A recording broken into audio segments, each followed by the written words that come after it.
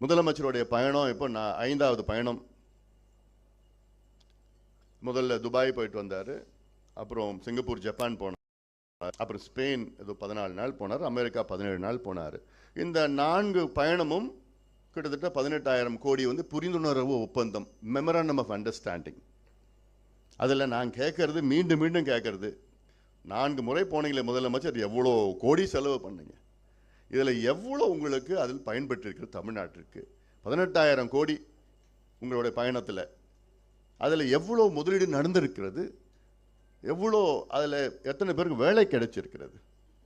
அது இந்த 2 கேள்வி தான் நான் கேட்டேன். நீங்கள் இங்கே வெள்ளரிக்கை கூட கொடுக்க வேண்டாம், நீங்கள் 2 கேள்விக்கு பதில் சொல்லுங்கள்.